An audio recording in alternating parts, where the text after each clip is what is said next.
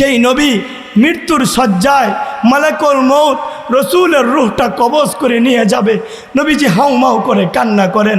হজরতে জিবরাইল আমিন চলে আসলেন, ডাক দিয়ে বললেন, ইয়া রাসূলুল্লাহ, ইয়া হাবিবাল্লাহ, আপনি কেন এখনও কান্না করতেছেন? আপনার জীবনের শেষ মুহূর্ত চলতেছে, দুনিয়ার হায়াতের শেষ মুহূর্তগুলো আপনি পার করতেছেন।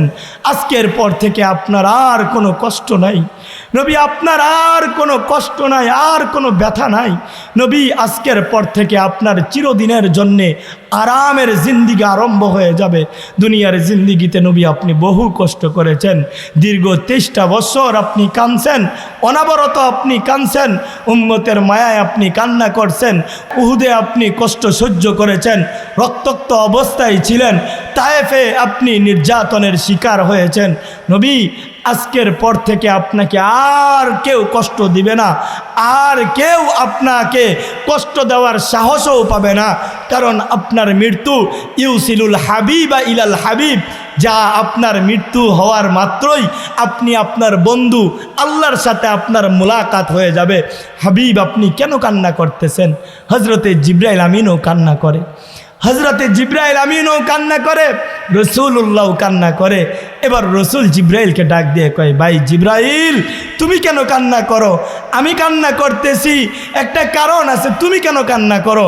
হজরতে জিবরাইল আমিন 2টা চোখের পানি ছেড়ে দিয়ে কয়, ইয়া রাসূলুল্লাহ, ইয়া হাবিবাল্লাহ, দীর্ঘ 16 লক্ষ নবী মতান্তরে তার চাইতে বেশি নবী রাসূলদের ওহির যেই কাজ, সেই কাজ আমি করতাম। ওই কাজ করার বদৌলতে একেবারে আল্লাহ পাকের নিকটে চলে যাইতাম।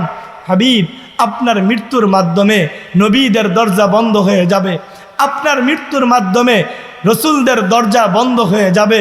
আজকের পর থেকে তো আর আমি কোনো ওহী নিয়ে কোনো নবীর কাছে আসবো না, এই জন্য আমি কান্না করি। তো আপনি কেন কান্না করতেছেন? হয়তো হাসান হুসাইনের মায়ায় কাঁদেন, হয়তো আপনি আপনার মেয়েদের মায়ায় কান্না করতেছেন, হয়তো আপনি আপনার স্ত্রীদের মায়ায় কান্না করেন।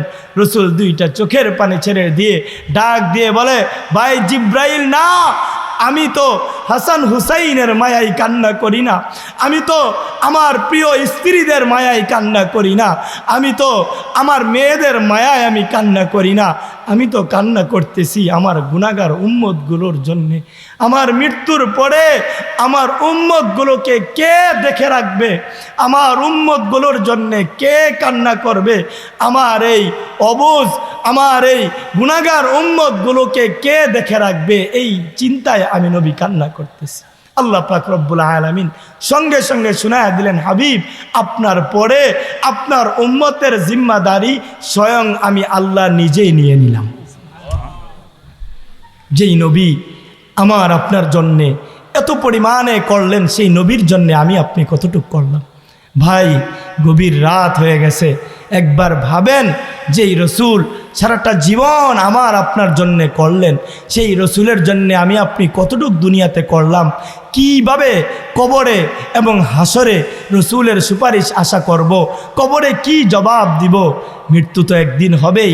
আল্লাহ ডাক দেয়া বলেন, হাবিব, আমি আপনাকে কেমন ভালোবাসি জানেন? আমি আপনাকে কেমন মায়া করি জানেন? ইজা যুকিরতু যুকিরতা মাই।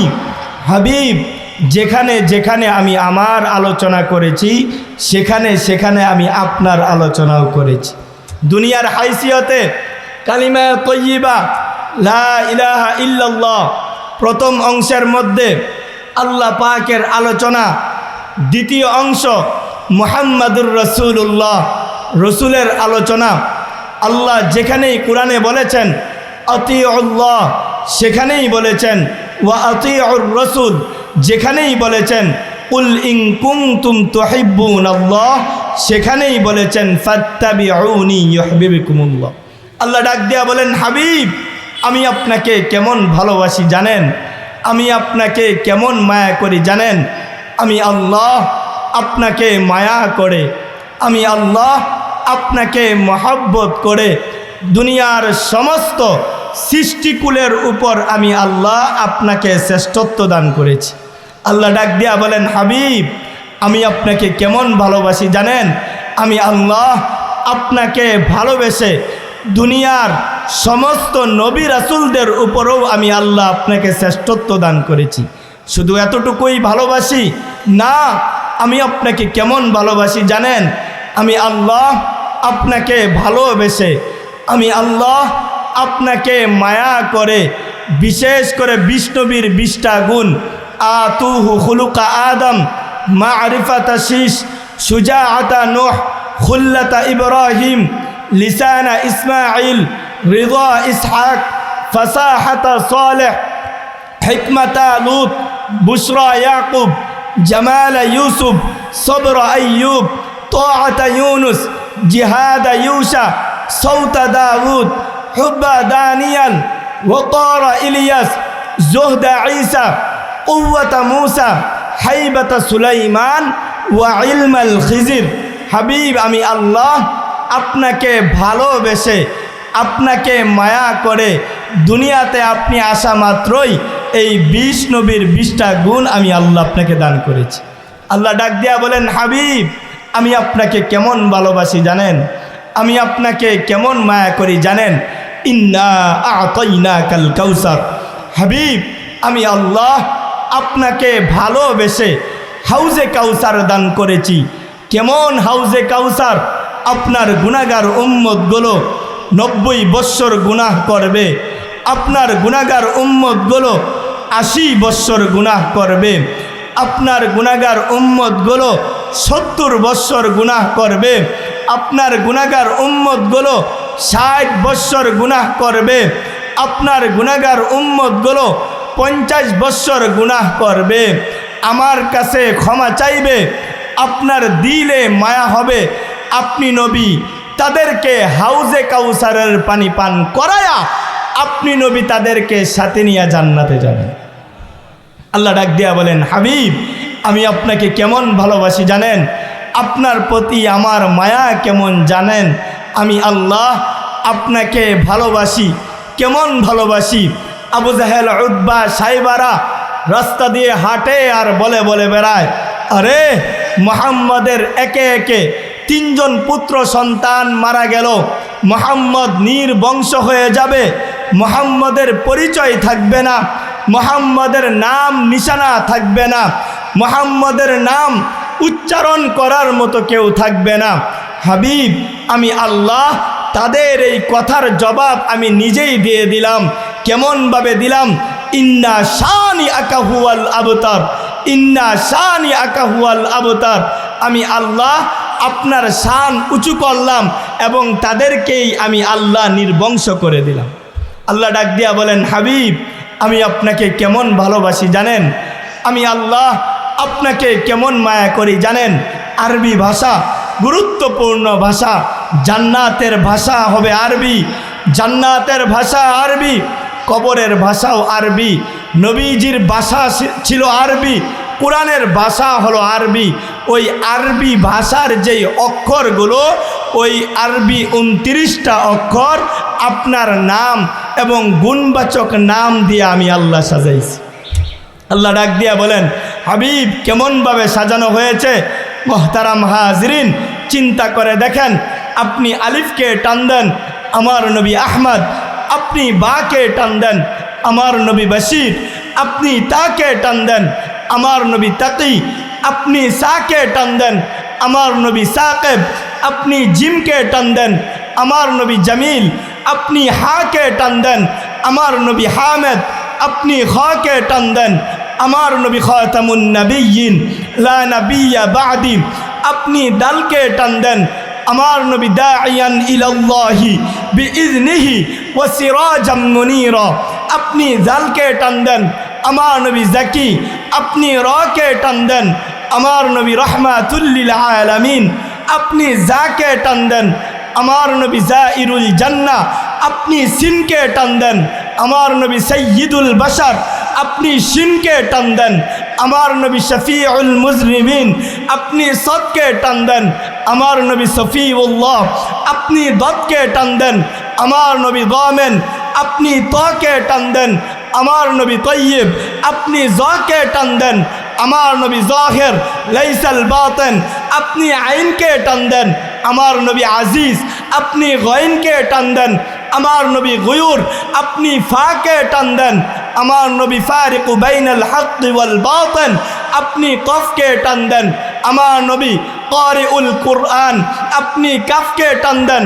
আমার নবী কাফিলুল উম্মাহ, আপনি লামকে টান দেন।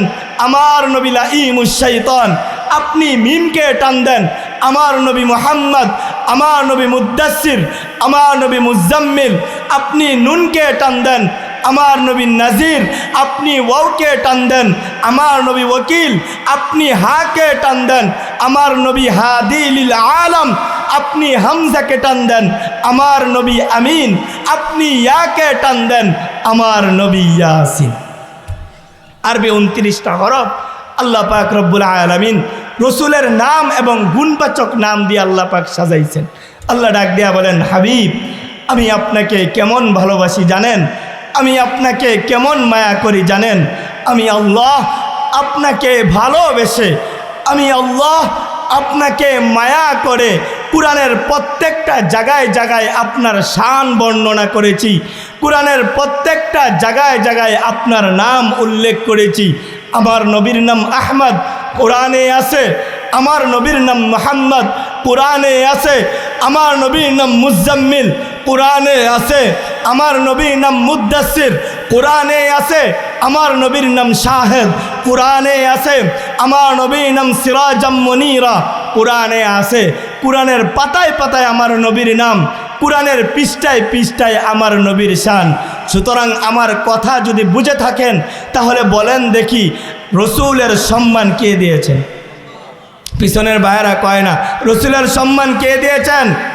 সুতরাং স্পষ্ট কথা, আমার নবীর সম্মান আমার আল্লাহ দিয়েছেন। আমার নবীর ইজ্জত আমার আল্লাহ সমুন্নত করেছেন। সুতরাং স্পষ্ট কথা, যদি কোনো কুলাঙ্গার আমার রসুলকে নিয়ে বাজে কথা বলে, যদি কোনো কুলাঙ্গার আমার রসুলকে নিয়ে বাজে মন্তব্য করে, যেই জিহ্বা দিয়ে বাজে কথা বলবে ওই জিহ্বা আমরা টেনে ছিঁড়ে ফেলবো ইনশাআল্লাহ। রাজি আছেন ইনশাআল্লাহ? যেই হাত আমার রসুলের বিরুদ্ধে লিখবে ওই হাত আমরা ভেঙ্গে ঘুরিয়ে দিব ইনশাআল্লাহ। আর রসুলকে ভালোবাসবেনই না বা কেন? রসুল এত সুন্দর নবী ছিলেন, রসুলের আখলাক এত সুন্দর আখলাক ছিল। আল্লাহু আকবার, আল্লাহু আকবার। আমার নবী কেমন সুন্দর নবী ছিলেন। নবীর সৌন্দর্যের বর্ণনা দিতে গিয়ে সাহাবী হাসান ইবনে সাবিত বলেন, ওয়া আহসানু মিন কালাম তারাকাত আইনি। আরে মুহাম্মদ আরবি এত সুন্দর, এত সুন্দর, এত সুন্দর মানুষ আমি আমার জীবনে দেখিনি। ও আজমালু মিন কালাম তালিদিন নিসাউ। মুহাম্মদ আরবি রূপগতভাবে এত সুন্দর, মুহাম্মদ আরবি গুণগতভাবে এত সুন্দর, মুহাম্মদ আরবির চরিত্র এত সুন্দর, এত সুন্দর মানুষ আজ পর্যন্ত কোনো মহিলা জন্ম দিতে পারেনি। খুলিকতা মুবাররাআন মিন কুল্লি আইবিন। আল্লাহ পাক রব্বুল আলামিন মুহাম্মদ আরবিকে সমস্ত দোষ ত্রুটি থেকে মুক্ত রেখেছেন। কাআন্নাকা কদ খুলিকতা কামা তাশাউ। হাসান ইবনে সাবিত বলেন, আল্লাহ পাক মুহাম্মদ আরবিকে তেমনভাবে সৃষ্টি করেছেন যেমনভাবে তিনি চাইছেন। আমার নবী কেমন সুন্দর। নবীর সৌন্দর্যের বর্ণনা দিতে গিয়ে সাহাবী বলেন, খরস্তু লাইলাতান মুকমিরাতান মিন রাসূলিল্লাহি সাল্লাল্লাহু আলাইহি ওয়াসাল্লাম। রসুলের সাথে পূর্ণিমার রাতে মদিনার শহরে হাঁটতেছিলাম। ফানাজারতু মাররাতান ইলাল কমার। একবার আমি পূর্ণিমার রাতের চাঁদের দিকে তাকাই। সুম্মা নাজারতু মাররাতান ইলা ওয়াজহি রাসূলিল্লাহি সাল্লাল্লাহু আলাইহি ওয়াসাল্লাম। আরেকবার আমি সরকার দু আলম নবীর চেহারার দিকে তাকাই। সাহাবী বলেন, আল্লাহর জাত ও ইজ্জতের কসম, আল্লাহর জাত ও ইজ্জতের কসম, পূর্ণিমার রাতের চাঁদের চাইতে আমার নবী বেশি সুন্দর। আমার নবী কেমন সুন্দর। রসুলের প্রিয়তমা স্ত্রী আম্মা জানা আয়েশা বলেন, লানা শামসুন ওয়ালিল আফাকি শামসুন, লানা শামসুন ওয়ালিল আফাকি শামসুন। আমার একটি সূর্য রয়েছে, আরেকটি সূর্য আকাশে। ওয়া শামসি খায়রুম মিন শামসিস সামা। আমার সূর্যটার সামনে আকাশের সূর্যটাকে কেমন যেন মনে হয় ফ্যাকাশে। ফাইন্না শামসা তাতলু বাদাল ফজরি, আকাশের যেই সূর্য, ওই সূর্য ফজরের পরে উদিত হয়। ওয়া শামসি তালিউন বাদাল আশা, আর আমার যেই সূর্য এশারের নামাজের পরে আমার ঘরে উদিত হয়। এত সুন্দর নবী, আমার নবীর চরিত্র কেমন সুন্দর, আল্লাহু আকবার। আমার নবীর চরিত্র এত সুন্দর, আমরা দুনিয়ার মানুষ কী বা আর বর্ণনা করব? রসুলের চরিত্র সম্পর্কে আমরা কী বা বলবো? আল্লাহ পাক রব্বুল আলামিন স্বয়ং নিজেই রসুলের চরিত্র সম্পর্কে ঘোষণা দিয়ে বলেন, ওয়া ইন্নাকা লাআলা খুলুকিন আযীম, ওয়া ইন্নাকা লাআলা খুলুকিন আযীম। হাবিব, আপনার চরিত্র তা মহা সুন্দর চরিত্র। তো এমন রসুলকে ভালোবাসার দরকার আছে না? কারা কারা ভালোবাসেন? দুইটা হাত। আয় আল্লাহ, তুমি সাক্ষী থাকো। আয় আল্লাহ, এই খলিলাবাদের এই মানুষগুলো তোমার রসুলকে ভালোবাসে। আয় আল্লাহ, আমাদের জীবনের তামান্না বাসনা একটাই, আমরা দুনিয়ার কিছু চাই না।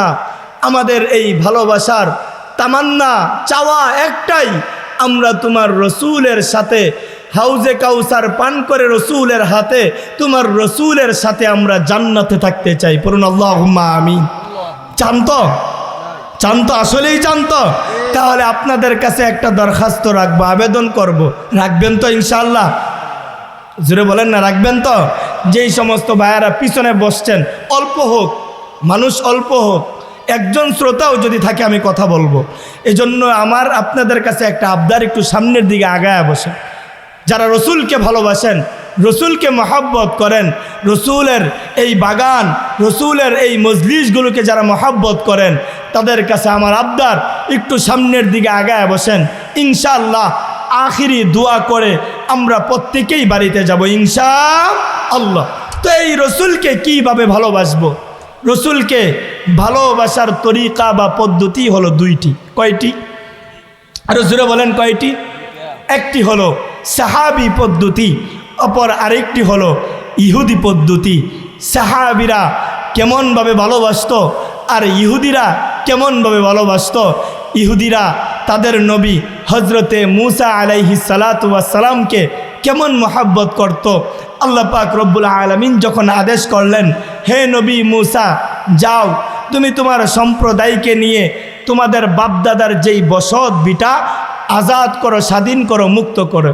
আল্লাহর নবী হজরতে মুসা আলাইহিস সালাতু ওয়াস সালাম তার কওমের লোকদের নিকট গিয়ে বলল, হে আমার সম্প্রদায়, আল্লাহ পাকের আদেশ, আল্লাহ পাক রব্বুল আলামিন আদেশ করেছেন আমরা যেন আমাদের বাপদাদার যেই বসত বিটা সেটা আজাদ করি, স্বাধীন করি, মুক্ত করি। তখন ওই কথার জবাবে ইহুদিরা কি বলল? ইহুদিরা উত্তর দিল, হে নবী মুসা, এই কওমে আমালিকা এমন এক দুর্দর্শ জাতি, তাদের সাথে আমরা লড়াই করলে পারবো না, তাদের থেকে আমাদের বাপদাদার বসত বিটা আমরা আজাদ করতে পারবো না। সুতরাং নবী মুসা, যাও তুমি আর তোমার আল্লাহ গিয়ে আজাদ করো, স্বাধীন করো, আমরা এটার মধ্যে যাব না, আমরা এখানে বসলাম, আমরা তোমার আল্লাহর আদেশ আমরা মানতে পারবো না। পড়ুন নাউজুবিল্লাহ। হে নবী মুসা, যাও তুমি আর তোমার আল্লাহ গিয়ে আজাদ করো, স্বাধীন করো, উদ্ধার করো, আমরা তোমার সাথে নাই। এটা হলো এক প্রকার ভালোবাসা, যে নবী আপনার সাথে আমরা নাই। হ্যাঁ, মিষ্টি খাওয়া লাগে, খামু, যা যা মজার কাজগুলো আছে ইসলামে সেগুলো করমু, কিন্তু কষ্টের যেই কাজগুলো আছে সেগুলো আমরা করতে পারবো না। এমন উম্মত বর্তমান যুগে আছে না নাই? আরো জোরে বলেন, আছে না নাই? নামাজ পড়তে কষ্ট হয়, নামাজে আইব না। হ্যাঁ, এই যে আজকে আলহামদুলিল্লাহ হজরতের আলোচনায় পুরা মাঠ ভরপুর ছিল। বলেন আজকে এই মানুষগুলো এশারের জামাতে ছিল কিনা? বলেন এই মানুষগুলো এশারের জামাতে ছিল কিনা? অথচ তারা পরিপূর্ণ ওয়াজ শুধু শুনছেই, গিয়া দেখেন বাড়িতে গিয়ে আবার গিয়া ঘুম দিব, ফজরে আর মসজিদে আসবো না। এটা হলো এক প্রকার ভালোবাসা। মজার কাজ যা আছে সব আমরা করব। মিষ্টি যদি দেওয়া হয়, বলা হয়, দেখবেন দৌড়ে আসবো। 12 রবিউল আউয়াল আসলে মিষ্টি, ফিন্নি সব খাওয়ার জন্য প্রস্তুত। কিন্তু যদি ডাক আসে যে রসুলকে নিয়ে অমুক কুলাঙ্গার কুটুক্তি করতেছে, তার ব্যাপারে ভূমিকা রাখতে হবে, তাকে প্রতিহত করতে হবে, তখন খুঁজে পাওয়া যায় না। এটা হলো এক প্রকার ভালোবাসা, যে নবী কষ্টের কাজ তুমি আর তোমার আল্লাহ করো, আর মজার মিষ্টির কাজ আমরা করব। এটা হলো এক প্রকার। দ্বিতীয় আরেকটা পদ্ধতি, ভালোবাসার পদ্ধতি হলো সাহাবী পদ্ধতি। আল্লাহু আকবার। সাহাবীরা রসুলকে কেমনভাবে ভালোবাসত, রসুলকে কেমনভাবে মহব্বত করত, হাদিসের কিতাব পড়লেই দেখা যায়। আল্লাহু আকবার। আল্লাহর নবী সরকার দু আলম নবী জীবনের প্রথম যেই যুদ্ধটা ছিল, সেই যুদ্ধটার নাম হলো বদরের যুদ্ধ।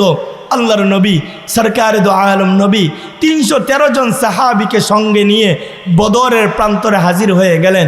নবী আমার বদরের প্রান্তরে উপস্থিত, চেয়ে দেখলেন মুসলমান মাত্র 313 জন, যারা নিরন্ন নিরস্ত্র, যাদের ঢাল নাই, তরবারি নাই, ঘোড়া নাই, কোনো কিছু নাই।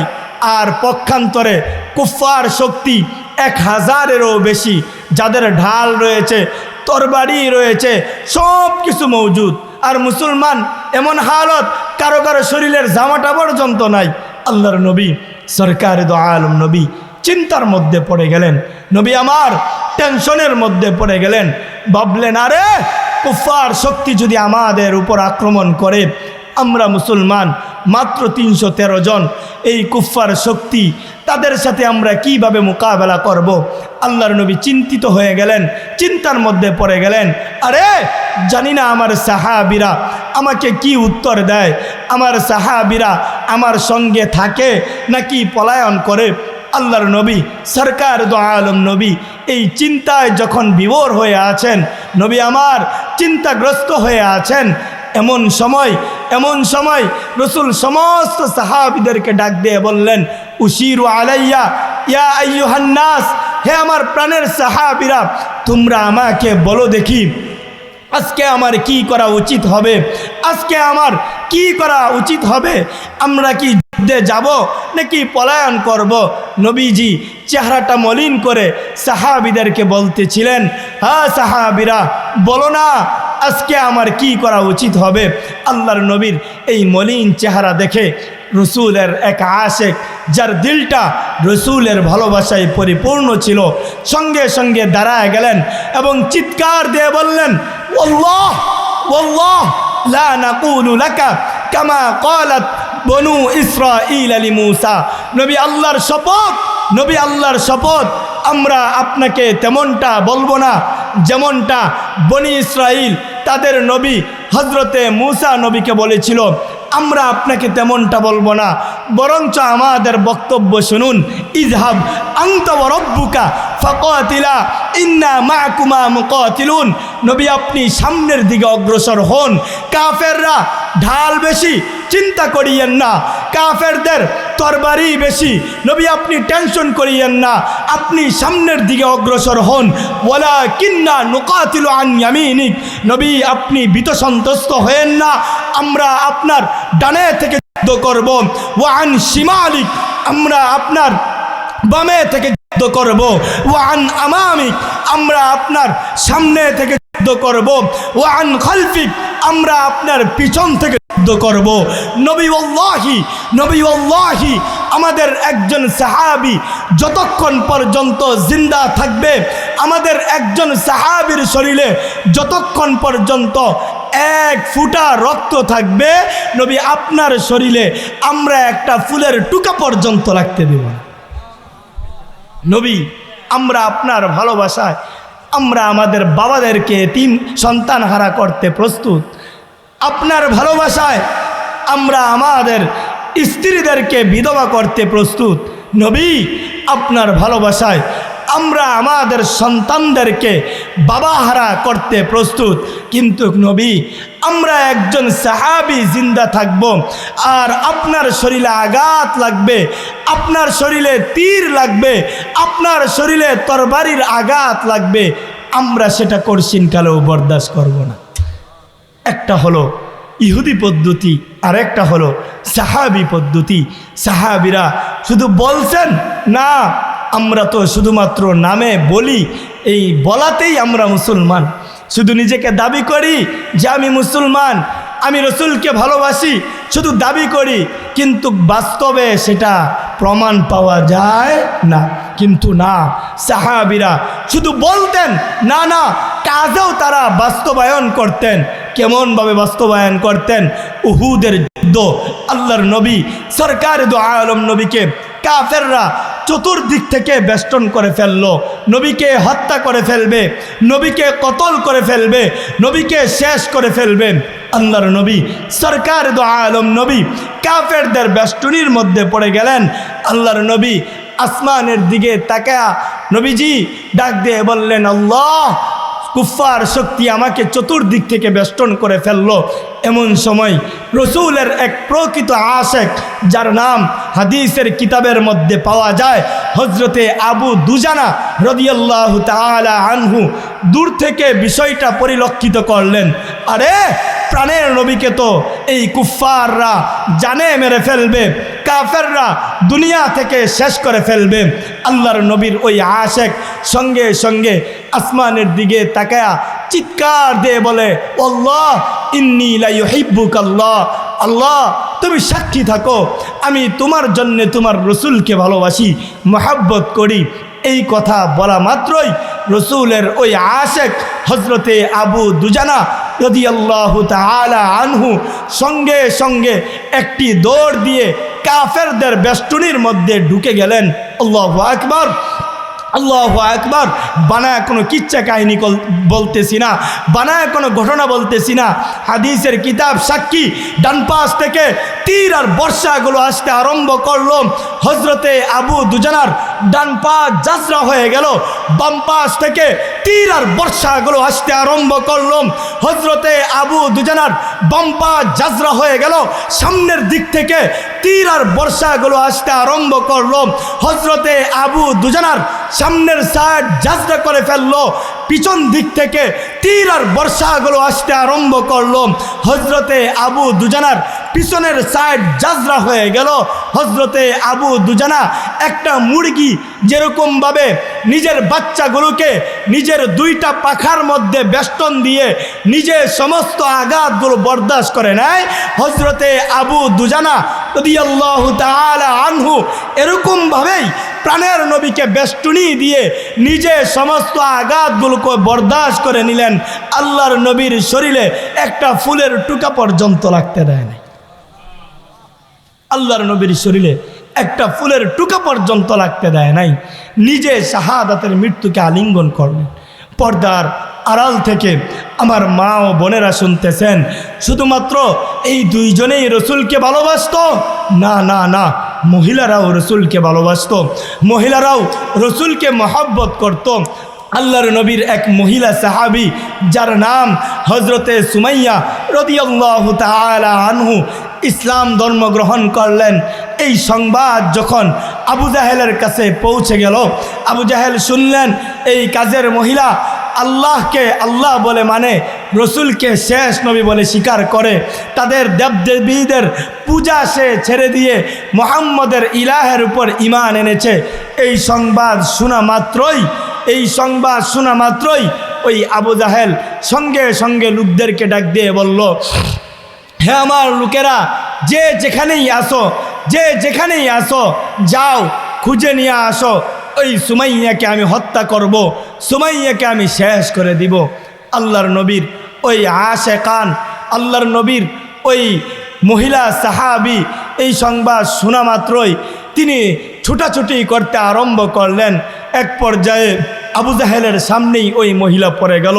আল্লাহু আকবার। ওই মহিলাকে ধরে আবু জাহেল তার সিংহাসন, তার যেই মসনদ, সেই মসনদের মধ্যে নিয়ে গেল। ডাক দিয়ে কই, কিরে মহিলা, শুনলাম রবের উপর নাকি ঈমান আনছস, আমাদের বাপদাদের যে ইলাহ তার উপর নাকি ঈমান আনস না, তুই নাকি মুহাম্মাদের প্রভুহের উপর ঈমান আনছস। মহিলার মধ্যে ঈমান ছিল, ঈমানের দীপ্ততা ছিল। মহিলা ডাক দিয়ে বলে, বালা, হ্যাঁ, অবশ্যই আমি আমার আল্লাহর উপর ঈমান এনেছি, আমি আমার রসুলের উপর ঈমান এনেছি। এই কথা বলা মাত্রই লোকদেরকে আদেশ করলো, হে আমার লোকেরা, যাও, দুইটা খুঁটি আনো, একটার মধ্যে তাকে বাঁধো, আরেকটার মধ্যে তার সন্তানও ইসলাম ধর্ম গ্রহণ করেছিল, সন্তানকে বাঁধো। একটার মধ্যে হজরতে সুমাইয়া বাদা, অপর আরেকটার মধ্যে তার এই কলিজার টুকরা সন্তান হজরতে আম্মার বাদা। এবার আবু জাহেল আবারও ডাক দিয়ে কয়, কিরে মহিলা, ওই প্রভুর উপর থেকে ইমান ছাড়বি, আমাদের প্রভুকে ইলা বলে স্বীকার করবি, নাকি ভয়াবহ অবস্থা দেখবি? ওই মহিলার মধ্যে ঈমান ছিল, ঈমানের দীপ্ততা ছিল, রসুলের প্রতি ভালোবাসা ছিল। মহিলা ডাক দিয়ে কয়, কাল্লা, করশিন কালেও না, করশিন কালেও না, প্রয়োজনে জীবন দিতে প্রস্তুত, প্রয়োজনে শাহাদাতের মৃত্যুকে আলিঙ্গন করতে প্রস্তুত। এমন রবের উপর ঈমান আনছি, জীবন দিব, কল্লা দিব, ঈমান ছাড়ব না। এমন রসুলের উপর ঈমান এনেছি, জীবন দিব, ওই রসুলের উপর থেকে ঈমান ছাড়ব না। এবার ওই মহিলাকে সন্তানের সামনে উলঙ্গ করে ফেলল। ওই মহিলাকে তার সন্তানের সামনে উলঙ্গ করে ফেলল। মহিলা আসমানের দিকে তাকায়া হাউমাউ করে কান্না করে, হাউমাউ করে কান্না করে। ওই সন্তানও হাউমাউ করে কান্না করে, আর আল্লাহকে ডাক দিয়ে বলে, আল্লাহ, তুমি জমিনটাকে একটু ফাঁকা করে দাও, মন চাচ্ছে জমিনের নিচে চলে যায়। কারণ মোহতারাম হাজরিন, একবার চিন্তা করে দেখেন, সন্তানের সামনে যদি মাকে উলঙ্গ করা হয়, মার কি অবস্থা হয়, আর সন্তানেরই বা কি অবস্থা হয় একবার ভেবে দেখুন। মাও হাউমাউ করে কান্না করে, সন্তানও হাউমাউ করে কান্না করে, আর আল্লাহকে বলে, আল্লাহ, জমিনটাকে একটু ফাঁকা করে দাও, একটু মাটিটাকে ফাঁকা করে দাও না, এই মাটি নিচে চলে যায়, আর সহ্য হইতেছে না। এবার আবু জাহেল ডাক দিয়ে কয়, কিরে সুমাইয়া, রবের উপর থেকে ঈমান ছাড়বি, আমাদের রবদেরকে আল্লাহ বলবি, মুহাম্মাদের উপর থেকে ঈমান ছাড়বি, নাকি আরো ভয়াবহ অবস্থা দেখবি? আল্লাহু আকবার, আল্লাহু আকবার। হাদিসের কিতাব বলে, মহিলা আবারও ডাক দিয়ে কয়, কাল্লা, করশিন কালেও না, করশিন কালেও না। এবার ওই সুমাইয়া রাদিয়াল্লাহু তাআলা আনহার লজ্জা স্থানের মধ্যে বর্ষা মারতে মারতে হজরতে সুমাইয়াকে শহীদ করে ফেলল। হজরতে সুমাইয়ার রূহ আসমানে উঠে আর চিৎকার দিয়ে বলে, ইয়া ওয়ালাদি, হে আমার কলিজার টুকরা সন্তান আম্মার, লা তাখফ ওয়ালা তাহজান ওয়ালা তাতাজালজাল।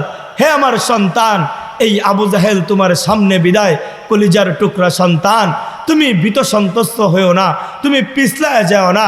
ইন্নাকা আলাল হক, সন্তান, তুমি হকের উপরে আছো, তুমি হকের উপরে আছো। সানাজমাউ ফিল জান্নাতি ইনশাআল্লাহ। অল্প সময় অপেক্ষা করো, অল্প সময় পরেই তোমার সাথে আমার জান্নাতে সাক্ষাৎ হবে।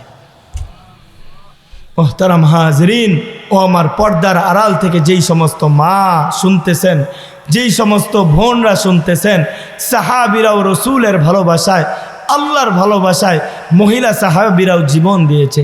অথচ আমাদের বর্তমান অবস্থা দেখা যায়, আমরা রসুলকে মহব্বত করার মতো করতে পারি না, রসুলকে ভালোবাসতে পারি না।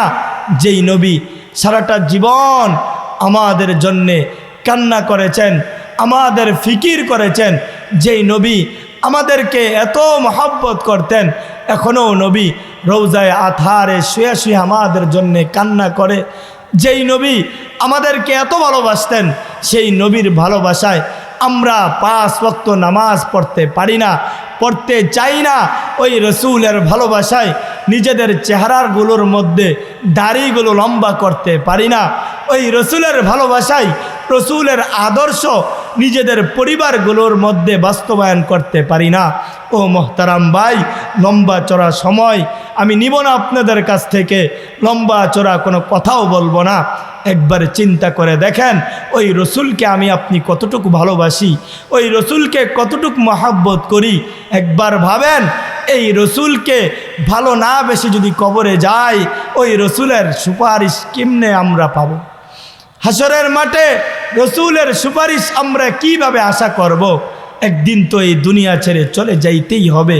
আমারও মৃত্যু হবে, আপনাদেরও মৃত্যু হবে। এই দুনিয়াও একটা দিন শেষ হয়ে যাবে। আল্লাহ পাকের আরশের নিচে লেখা আছে, ইন্নি কাতাবতুল মাউতা আলা মান তাহতা আরশিক, ইন্নি কাতাবতুল মাউতা আলা মান তাহতা আরশিক। এই আরশের নিচে যা কিছু আছে সব কিছুরই মৃত্যু হবে। আল্লাযী হাই লা ইয়ামুত ফাহুয়া ফাওকা আরশিক, যার মৃত্যু নাই, যিনি চিরঞ্জীব, তিনি হলেন আরশের উপরে। আরশের নিচে যা কিছু আছে সব কিছুরই মৃত্যু হবে। আমার আপনার যখন মৃত্যু হয়, ওই মৃত্যুটাকে বলা হয় মৌত। আমার আপনার মৃত্যুকে মৌত বলা হয়। যখন এই গোটা পৃথিবীর মৃত্যু হবে, ওই মৃত্যুটাকে বলা হয় কিয়ামত। ওই মৃত্যুটাকে বলা হয় কিয়ামত। ভয়াবহ একটা অবস্থা হবে। হাদিসের কিতাব এবং কোরআন পড়লে দেখা যায় কিয়ামতের মাঠ বিভীষিকাময় একটি মাঠ হবে, যেই মাঠ সম্পর্কে কোরআন বলে ইয়াউমা ইয়াফিরুল মারউ মিন আখি ওয়া উম্মিহি ওয়া আবি ওয়া সাহিবাতিহি ওয়া বানি লিকুল্লি ইমরিইম মিনহুম ইয়াউমা ইযিন শা'নুন ইউগনি। কোরআন বলে এমন একটা বিভীষিকাময় মাঠ হবে, যেই মাঠে ছেলে বাবাকে চিনবে না, বাবা ছেলেকে চিনবে না, ভাই ভাইকে চিনবে না, বোন বোনকে চিনবে না, স্বামী স্ত্রীকে চিনবে না। ওই বিভীষিকাময় সময়ে রসুল আমাদেরকে চিনবে, নবী আমাদেরকে সুপারিশ করে জান্নাতে নিয়ে যাবে। মানুষগুলো কিয়ামতের দিন পেরেশান হয়ে যাবে। মানুষগুলো পেরেশান হয়ে হজরতে আদম নবীর কাছে যাবে। হজরতে আদম নবীর কাছে গিয়ে বলবে, আপনি তো পৃথিবীর প্রথম মানুষ, আপনি আল্লাহর কাছে একটু সুপারিশ করুন, আপনি আল্লাহর কাছে একটু দরখাস্ত করুন। হজরতে আদম নবী বলবে, আমার পক্ষে সম্ভব না। কিয়ামতের মাঠ পেরেশানি একটা মাঠ হবে, পেরেশান যুক্ত হবে। কেমন মাঠ হবে? আল্লাহু আকবার। হাদিসের কিতাব পড়লে দেখা যায় কিয়ামতের মাঠের দিকে জাহান্নাম চিৎকার মারতে মারতে কিয়ামতের মাঠের দিকে আসতে থাকবে। হাদিসের কিতাবের মধ্যে পাওয়া যায় কিয়ামতের মাঠের দিকে জাহান্নাম চিৎকার মারতে মারতে আসতে থাকবে। আল্লাহ পাক রব্বুল আলামিন তখন ফেরেশতাদেরকে আদেশ করবেন, হে আমার ফেরেশতারা, যাও জাহান্নামকে পিছনের দিকে টেনে রাখো। জাহান্নামকে নিয়ন্ত্রণ করা সম্ভব হবে না। 70,000 ফেরেশতা জাহান্নামকে পিছনের দিকে টানতে থাকবে। জাহান্নাম চিৎকার মারতে মারতে গুনাহগারগুলোকে গ্রাস করার জন্যে কিয়ামতের মাঠের মানুষগুলোর দিকে আসতে থাকবে। তখন ফেরেশতারা নিয়ন্ত্রণ যখন করতে পারবে না, তখন তারা 70,000 শিকল নিবে। 70,000 শিকল নিয়ে ওই জাহান্নামকে বাঁধবে। জাহান্নামকে 70,000 শিকল দিয়ে বেঁধে 70,000 ফেরেশতা জাহান্নামকে পিছনের দিকে টানতে থাকবে। নিয়ন্ত্রণ করা সম্ভব হবে না, জাহান্নাম এগোতেই থাকবে।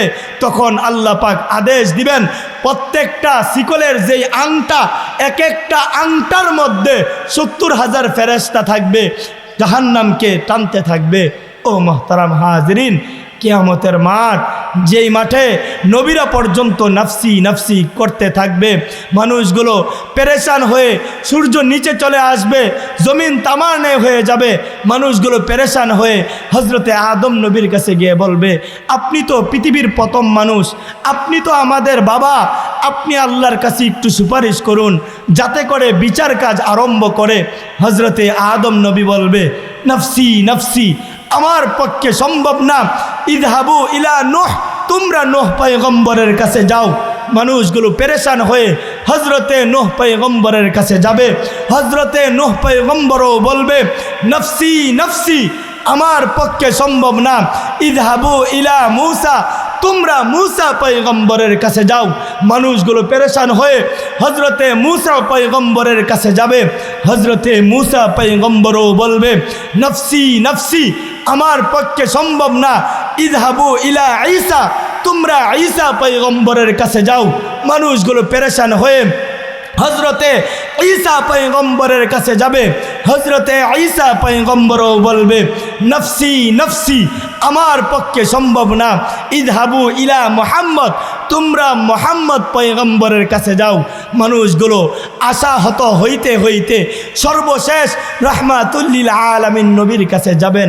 আল্লাহর নবী রাহমাতুল লিল আলামিন, আল্লাহর নবী শফিউল মুজনিবিন, আল্লাহর নবী আফতাবে নবুয়ত, আল্লাহর নবী ফখরে মওজুদাত, আল্লাহর নবী আহমদ মুস্তফা, আল্লাহর নবী মুহাম্মদ মুস্তফা সাল্লাল্লাহু আলাইহি ওয়াসাল্লাম উম্মতের এই অবস্থা দেখে নবী আমার সহ্য করতে পারবেন না, নবী আমার বরদাস্ত করতে পারবেন না, সঙ্গে সঙ্গে সেজদার মধ্যে পড়ে যাবেন।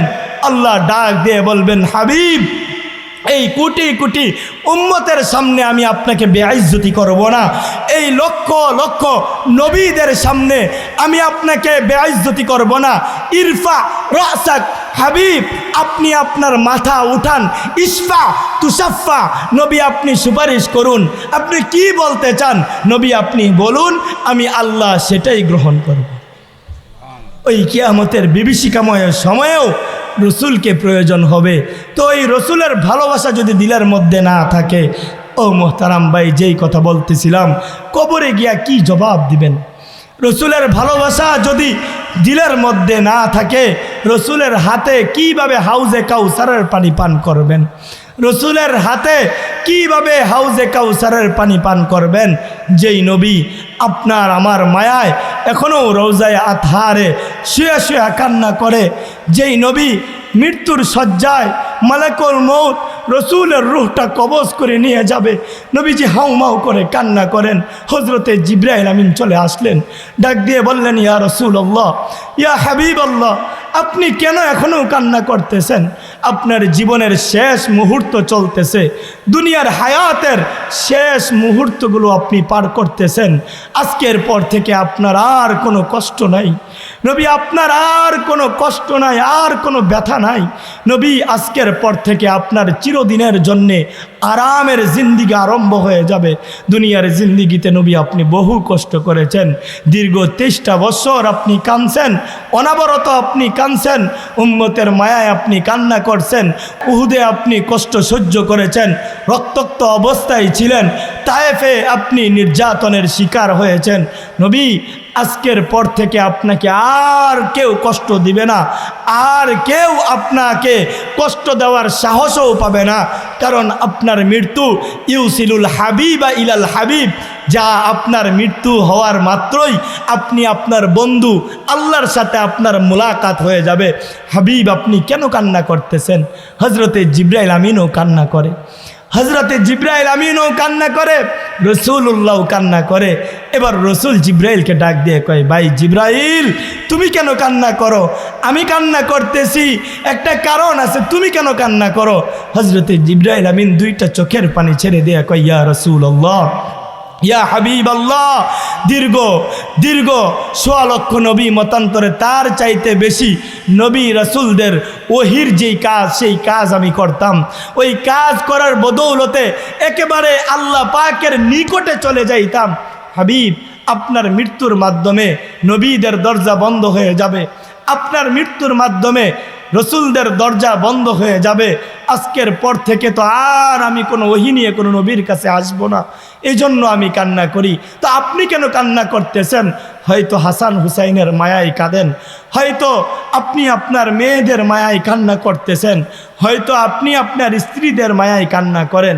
রসুল 2টা চোখের পানি ছেড়ে দিয়ে ডাক দিয়ে বলে, ভাই জিবরাইল, না, আমি তো হাসান হুসাইনের মায়ায় কান্না করি না, আমি তো আমার প্রিয় স্ত্রীদের মায়ায় কান্না করি না, আমি তো আমার মেয়েদের মায়ায় আমি কান্না করি না, আমি তো কান্না করতেছি আমার গুনাহগার উম্মতগুলোর জন্যে। আমার মৃত্যুর পরে আমার উম্মতগুলোকে কে দেখে রাখবে? আমার উম্মতগুলোর জন্যে কে কান্না করবে? আমার এই অবুঝ, আমার এই গুনাহগার উম্মতগুলোকে কে দেখে রাখবে? এই চিন্তায় আমি নবী কান্না করতেছি। আল্লাহ পাক রব্বুল আলামিন সঙ্গে সঙ্গে শোনায়া দিলেন, হাবিব আপনার পরে আপনার উম্মতের জিম্মাদারি স্বয়ং আমি আল্লাহ নিজেই নিয়ে নিলাম। যেই নবী আমার আপনার জন্যে এত পরিমাণে করলেন, সেই নবীর জন্যে আমি আপনি কতটুকু করলাম? ভাই গভীর রাত হয়ে গেছে, একবার ভাবেন, যেই রসুল সারাটা জীবন আমার আপনার জন্যে করলেন, সেই রসুলের জন্যে আমি আপনি কতটুকু দুনিয়াতে করলাম? কিভাবে কবরে এবং হাসরে রসুলের সুপারিশ আশা করব? কবরে কি জবাব দিব?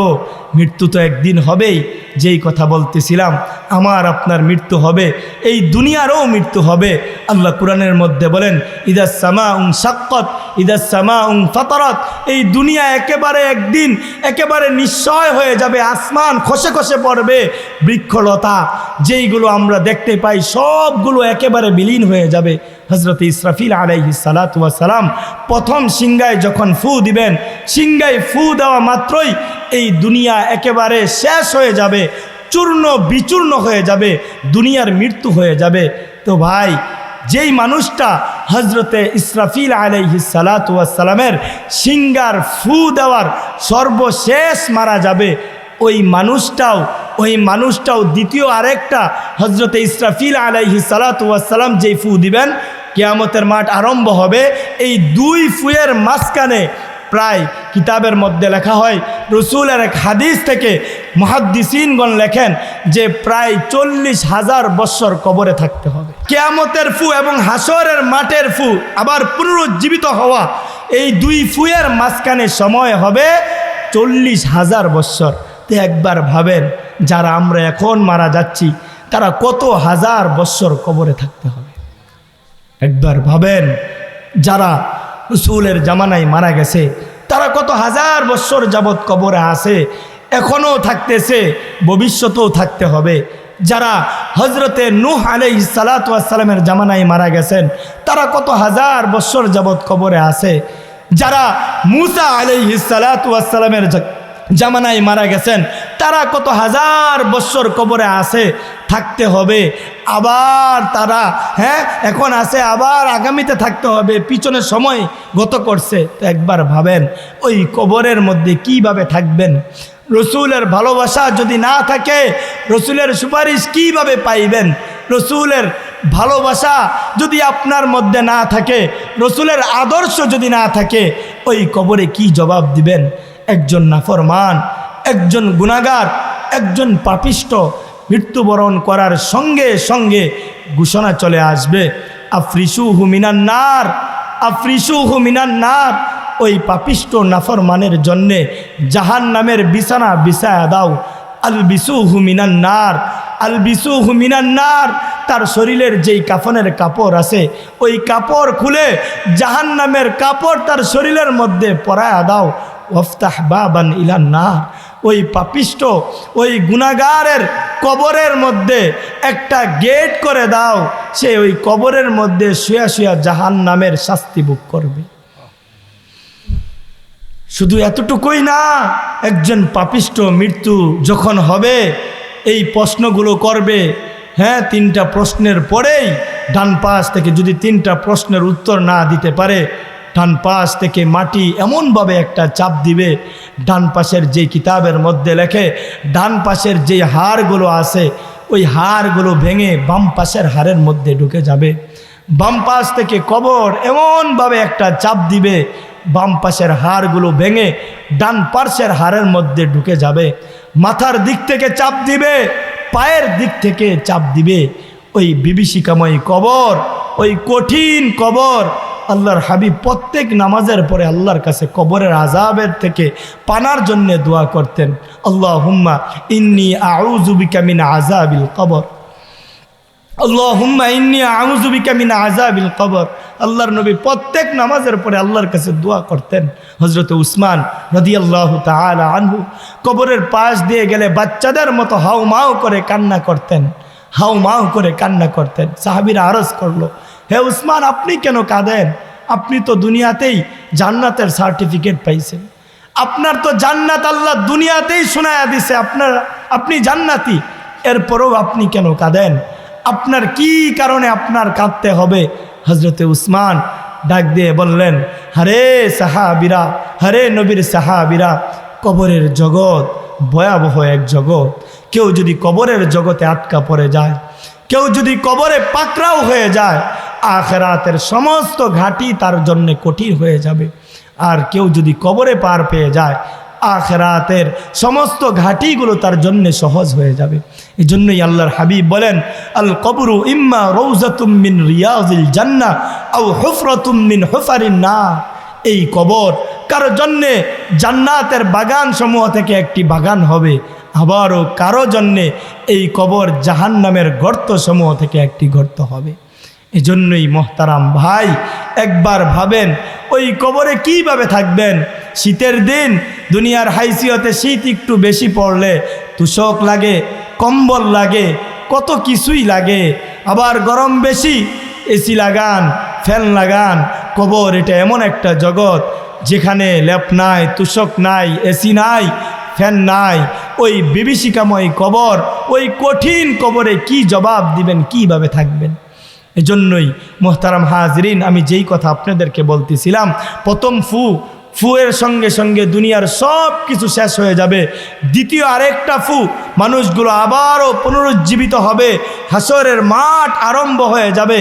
তো ওই হাসরের মাঠে, হাদিসের মধ্যে আছে, ওই হাসরের মাঠে আল্লাহ পাক রব্বুল আলামিন রসুলের উম্মতদের আমল নামা রসুলের সামনে পেশ করবেন। রসুলের উম্মতদের আমল নামা রসুলের সামনে পেশ করবেন আল্লাহ বলবেন, এই আপনার উম্মতের আমল, এই আপনার উম্মতের আমল। তো একবার ভাবেন, যার জীবনের 30 বৎসর সুদের কারবারি চলছে, যার জীবনের 50 বৎসরে এক ওয়াক্ত নামাজ নাই, যার 60 বৎসরের জিন্দেগিতে হারাম আর হারাম খাইছে, সে এই যে আমল নামা রসুল যখন দেখবেন, রসুলের অবস্থা কি হবে? হাদিসের মধ্যে আছে, তখন রসুল 2টা চোখের পানি ছেড়ে দিয়ে ডাক দিয়ে বলবেন, হে উম্মত, এই আমল নিয়েই তুমি আসলা? আমি নবী দীর্ঘ 23টা বৎসর দিন রাত তোমার জন্যে কান্না করছি।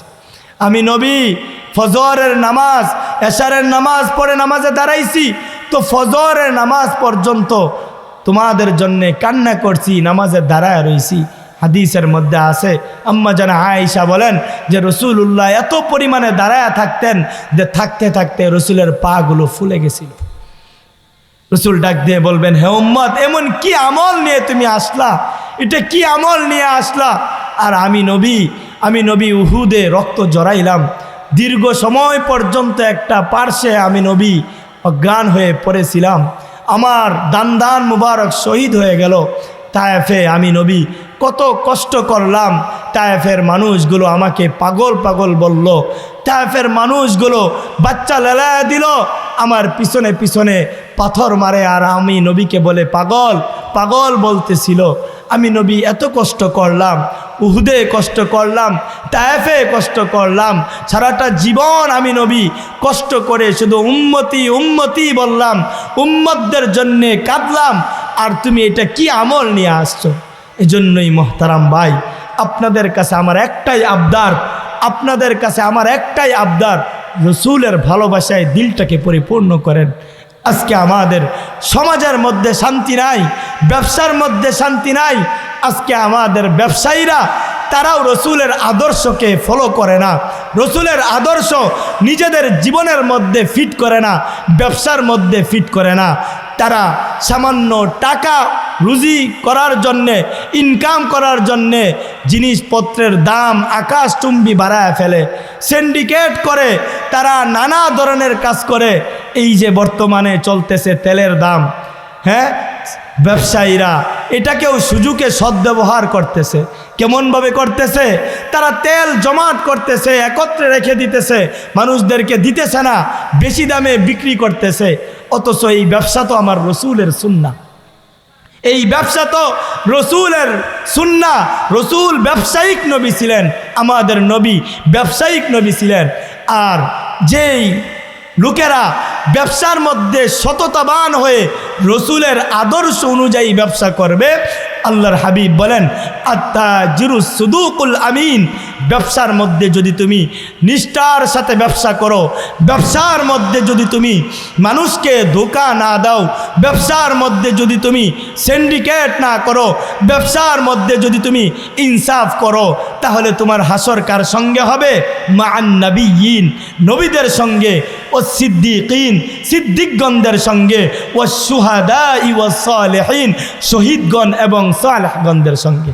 আর পক্ষান্তরে একটু দেখছো যে ইরান আর হ্যাঁ ইসরায়েলের যুদ্ধ, আর তুমি এদিক দিয়ে তেলের দাম সিন্ডিকেট করে বাড়ায় ফেললা, তেল সরবরাহ কমায় দিয়া তেলের দাম বাড়ায় ফেললা, তাহলে তুমিও জেনে রাখো, তুমি পাপিষ্ট, তুমিও জেনে রাখো আত্তাজির ইয়াহশারুনা ইয়াউমাল কিয়ামাতি ফুজ্জারা, তুমিও জেনে রাখো তোমার হাসর হবে ফাসিকদের সঙ্গে, তোমার হাসর হবে কাফের ফুজ্জার এবং যারা দুনিয়ার মধ্যে অপরাধী ছিল তাদের সঙ্গে তোমার হাসর হবে।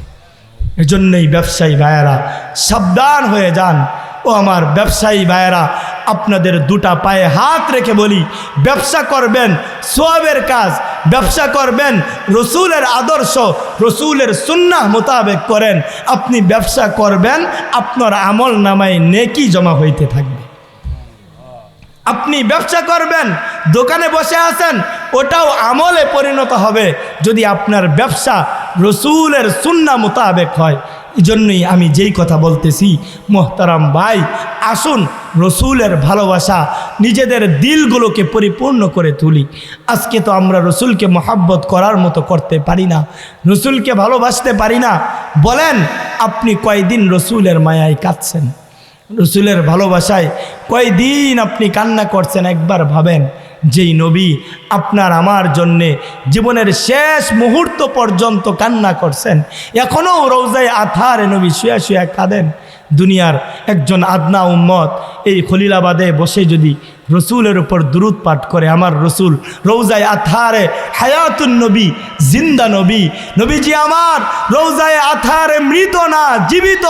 এই খলিলাবাদে একজন মানুষ যদি রসুলের উপর দুরূদ পাঠ করে, ফেরেশতা নিযুক্ত আছে রসুলের রওজায় ওই দুরূদের পয়গাম পৌঁছা দেয় যে রসুল আল্লাহ অমুক গ্রামের ওই খলিলাবাদের নরসিংদীর খলিলাবাদের অমুকের ছেলে অমুক আপনার উপর দুরূদ পাঠ করছে।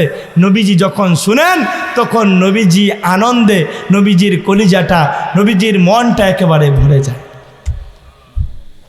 আবারও যখন শুনেন যে এই খলিলাবাদের কিছু মানুষ মাদকে, যুবকরা মাদকে আসক্ত হয়ে আছে, নবী যখন শুনেন যে খলিলাবাদের প্রায় যুবক নারীতে আসক্ত হয়ে আছে, নারীদের পিছনে নিজের যৌবনের চাহিদা পূরণের পিছনে সে নামছে। আরে ভাই, যৌবনের যেই চাহিদা পূরণের তো আল্লাহ হালাল উপায় দিছেন, হালাল মাধ্যম দিছেন।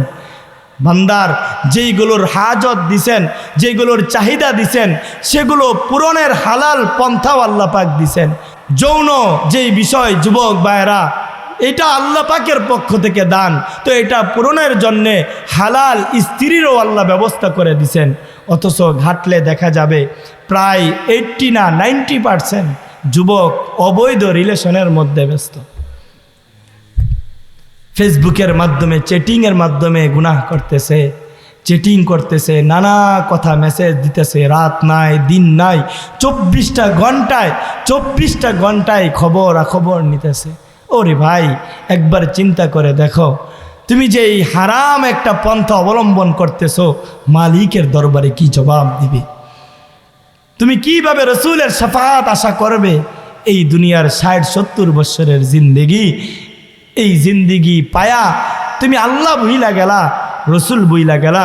দুনিয়ার হাইসিয়তে একজন মাইকম্যান, যে মাইক বানাইছে উদ্দেশ্য ছাড়া বানায় নাই, যে জামা বানাইছে উদ্দেশ্য ছাড়া বানায় নাই। একটা সামান্য ছোট থেকে ছোট, বড় থেকে বড়, যেই কাজেই করে না কেন উদ্দেশ্য থাকে। আর আল্লাহ এই বিশাল আসমান, বিশাল জমিন, বিশাল পাহাড়, বিশাল পর্বত এমনিই বানাইছেন না, উদ্দেশ্য আছে। এজন্যই সেই আল্লাহর পিছে দৌড়ো। ভালোবাসতে হয় তো রসুলকে ভালোবাসো, ভালোবাসতে হয় তো আল্লাহকে ভালোবাসো। দুনিয়ার ভালোবাসার মধ্যে ঠগা জিতা আছে, কিন্তু আল্লাহর ভালোবাসা, কেউ যদি আল্লাহকে মহাব্বত করতে পারে তাহলে কঠিন কালেও সে ঠকবে না, অবশ্যই সে জিতবে।